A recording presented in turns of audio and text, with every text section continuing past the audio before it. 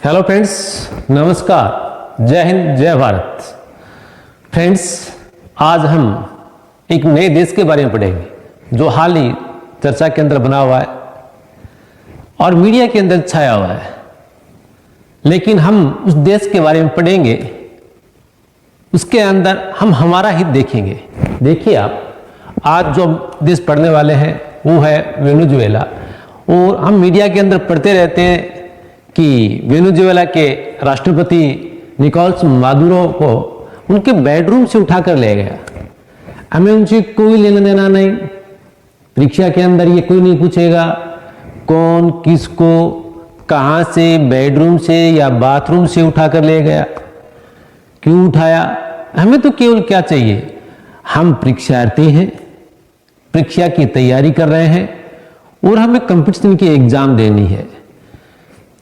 आजकल होता क्या है, जब पेपर बनता है कंपटीशन का, तो जो करंट के अंदर होता है, जो चर्चा का विषय बना हुआ है, उससे जो रिलेटेड क्वेश्चन बनते हैं वो क्वेश्चन एग्जाम में पूछे जाते हैं।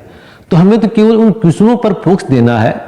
हाल ही के अंदर जो वेनेजुएला है, जो चर्चा का विषय बना हुआ है, उनसे रिलेटेड क्वेश्चन कौन कौन से हैं और परीक्षा में आने की संभावना कौन कौन सी है। हम तो केवल उन्हीं पर फोकस डालेंगे, क्योंकि जिसने उठाया निकोलस मादुरो को, उनका अपना स्वार्थ है, तेल बेचेंगे, पैसा कमाएंगे। लेकिन हमारा स्वार्थ क्या है, इससे रिलेटेड क्वेश्चन है वो हम पढ़ेंगे, पढ़कर परीक्षा पास करेंगे, उसके पश्चात हम पैसा कमाएंगे। तो चलिए हम ले चलते हैं आपको वेनेजुएला के बारे में। तो वेनेजुएला के बारे में पढ़ने से पहले आप उनके आसपास उसकी लोकेशन और उसकी भौगोलिक स्थिति कैसी है उसके बारे में हम अध्ययन कर लेते हैं। तो चलिए देखिए, आप ये मैप को देखिए, इस साइड के अंदर देखो, यहाँ से ये यहाँ से देखिए पूरा देश कौन सा है, वेनेजुएला है। यहाँ से होता हुआ वेनेजुएला।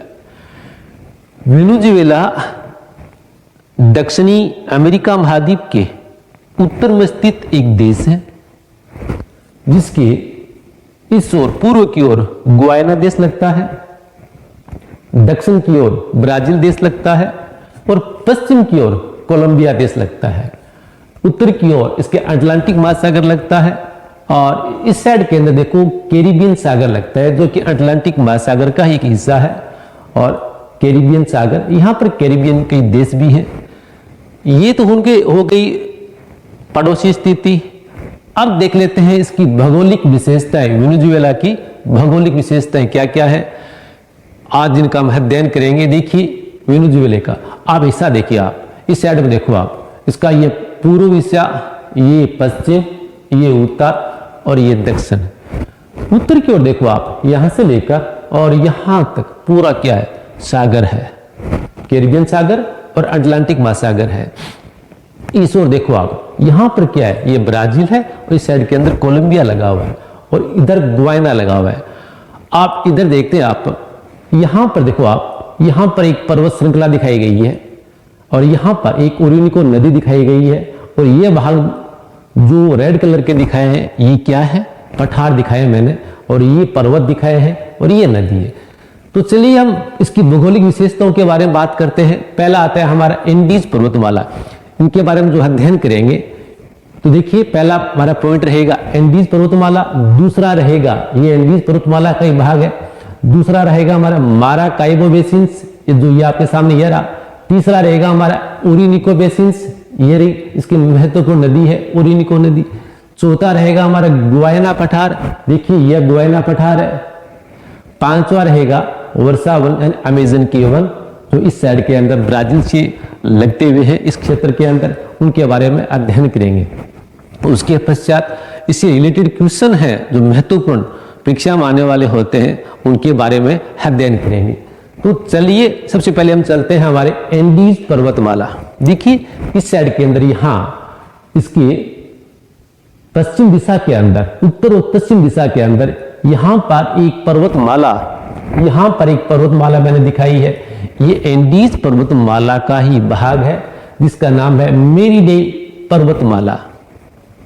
यहाँ पर एक महत्वपूर्ण क्वेश्चन उठता है कि वेनेजुएला के अंदर कौन सी पर्वतमाला है, मेरिडा पर्वतमाला। परीक्षा में पूछा जा सकता है कि मेरिडा पर्वतमाला कहां पर स्थित है, तो हमारा आंसर आएगा वेनेजुएला के अंदर ये स्थित है।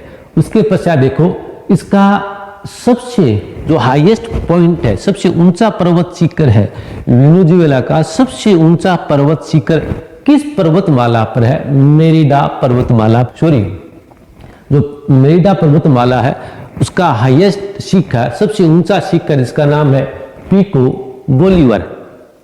ये शिखर है यहाँ पर। अब देखिए यहां से ये शुरू होती है, आप देखिए साइड में देखते हैं एंडीज पर्वतमाला दुनिया की सबसे लंबी पर्वतमाला है, उसका एक हिस्सा है जो वेनेजुएला की तरफ जाता है, और ये है मेरिडा। और यहां पर आकर जो माराकाइबो बेसिन है, माराकाइबो निम्न भूमि है या तराई प्रदेश कह दे, यहां पर आकर ये समाप्त हो जाती है। इसी पर्वतमाला से एक नदी निकलती है जिसका नाम है केटाटुंबो नदी, बहुत ही महत्वपूर्ण, और इसके बारे में क्वेश्चन कई बार पूछे गए हैं। यहां से नदी निकलकर यहां से नदी केटाटुंबो नदी निकलकर और कहां जाती है? माराकाइबो जो झील है उसमें जाकर ये नदी गिर जाती है।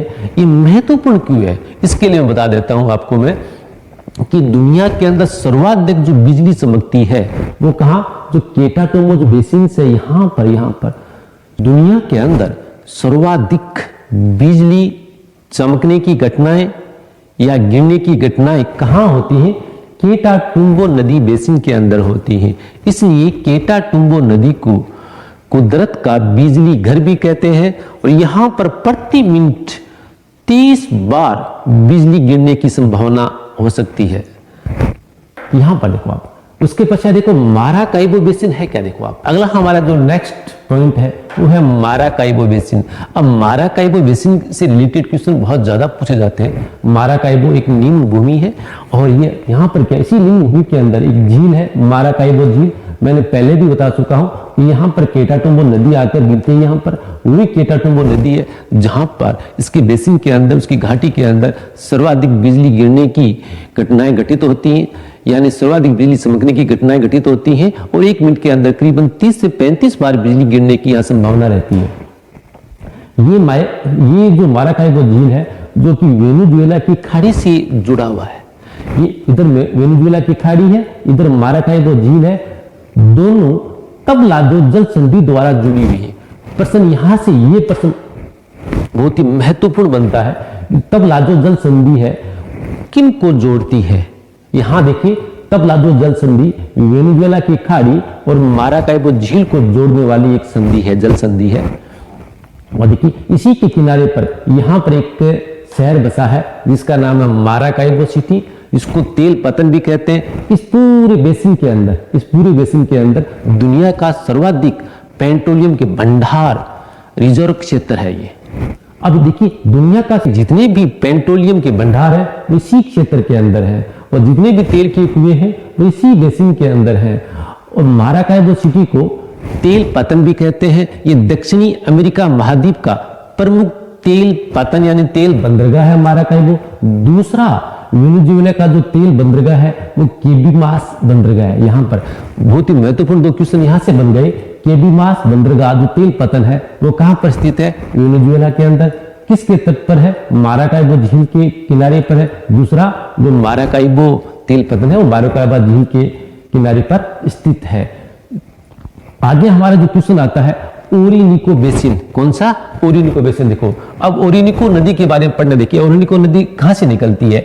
ओरिनिको नदी है ब्राजील और वेनेजुएला के सीमा पर एक पर्वत है परीमा पर्वत। परीमा पर्वत से ये ओरिनिको नदी निकलती है, और यहां से निकलने के पश्चात देखिए आप पश्चिम की ओर चलती है, और यहां पर कोलंबिया और वेनेजुएला की सीमा बनाती है, अंतरराष्ट्रीय सीमा बनाती है। और सीमा बनाती है उसके पश्चात इधर से टर्न करती हुई और यहां से बहती हुई, और यहां पर एक खाड़ी आती है पारिया की खाड़ी, उसमें जाकर गिर जाती है जो कि अटलांटिक महासागर के अंदर ही है।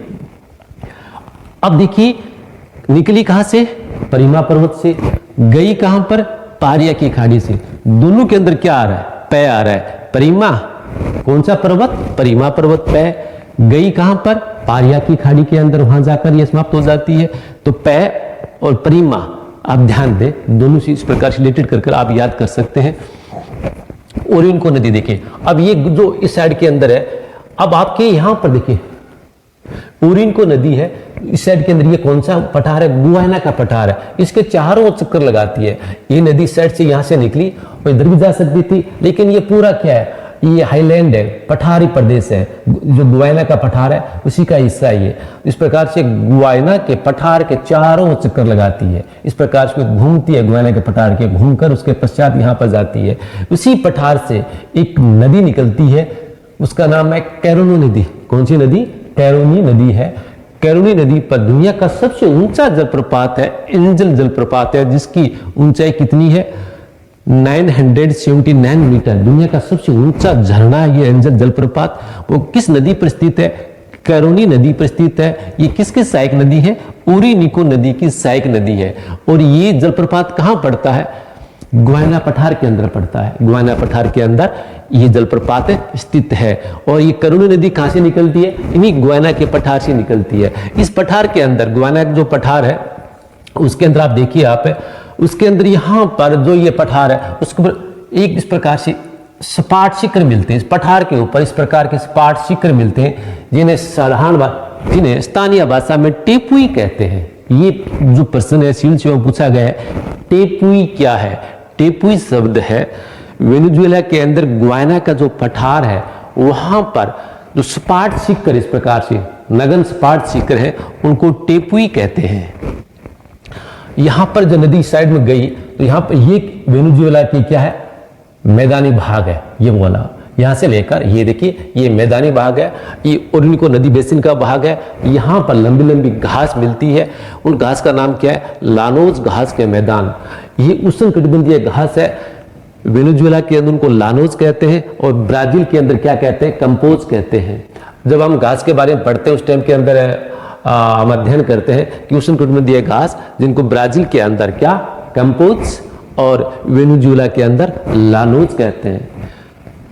इसी भाग के अंदर कृषि की जाती है और यहां पर जो गुयाना का पठार है यहां पर कोको और कॉफी की खेती की जाती है। इस जो ब्राजील की सीमा पर स्थित जो यह भाग है, यहां पर क्या मिलते हैं? अमेजन के वर्षावन मिलते हैं। ये अमेजन जंगल का कुल 6% भाग यहां पर मिलता है। देखिए इस साइड के अंदर क्या आ गया? हमारा गुयाना हाईलैंड। इस साइड के अंदर क्या आ गया? अमेजन का जंगल। और यहाँ पर दलदल क्षेत्र है, क्योंकि बीच से क्या है? नदी बह रही है। कौन सी? ओरिनिको नदी बहती है। इस साइड के अंदर पठार, इस साइड के अंदर वर्षा वन है। और यहाँ पर देखिए क्या है? घास के मैदान, जिन्हें हम लानोज कहते हैं। इसी भाग के अंदर वेनेजुएला के अंदर कृषि की जाती है। यहाँ पूरे भाग के अंदर ये जो भाग है, यहाँ से पूरा भाग, ये वेनेजुएला का कृषि प्रदेश है। ये पठारी प्रदेश है जहां पर बहुत सारी खनिज निकलते हैं। और इस साइड के अंदर एक और पठार है जिन्हें कहते हैं सिगोनिया का पठार। इसी सिगोनिया के पठार के अंदर एक झील है, झील का नाम है वेलेंसिया की झील। बहुत ही महत्वपूर्ण, परीक्षा में कई बार पूछा जा चुका है। वेलेंसिया की झील कहां पर है? सिगोनिया के पठार में है। ये कहां पर है? वेनेजुएला के अंदर है। और इसी से एक सिगोनिया के पठार से, कौन सा पठार है? सिगोनिया का पठार।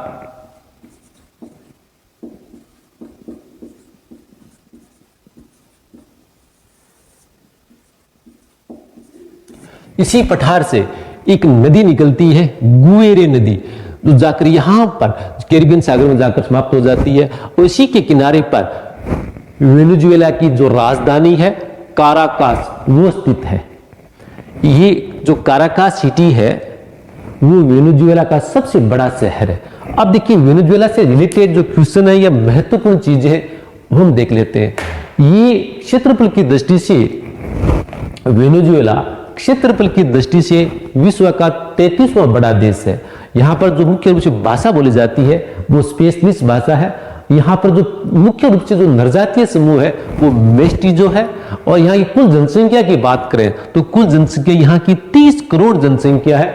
और इनका 90% जो भाग है वो कहाँ पर निवास करता है? उत्तरी की ओर निवास करता है। ये दुनिया का सर्वाधिक शहरीकृत देश है, यानी यहाँ की अधिकतर जनसंख्या है वो 95% जनसंख्या वो कहाँ रह रही है? शहरों में निवास कर रही है। इसके पीछे एक कारण भी है, हम आपको बताएंगे। आगे देखिए हमारा कैटाटुम्बा, इसे कुदरत का बिजली घर भी कहते हैं। और यहाँ पर दुनिया का सबसे बड़ा जो तेल रिजर्व क्षेत्र है माराकाइबो बेसिन, वो यहाँ पर स्थित है। अब देखिए विश्व का सर्वाधिक तेल उत्पादन और निर्यात करने वाले देश कौन कौन से? तो तेल उत्पादन करने वाले जो देश है वो कौन कौन से?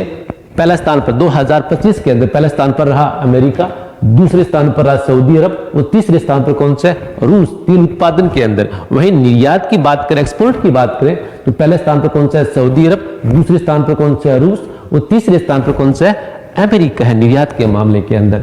और दुनिया का सर्वाधिक जो तेल रिजर्व क्षेत्र है, ज्ञात कह रहा हूं, ज्ञात रिजर्व क्षेत्र है, वो कहां पर है? वेनेजुएला के अंदर है। अब मैं आपको बता रहा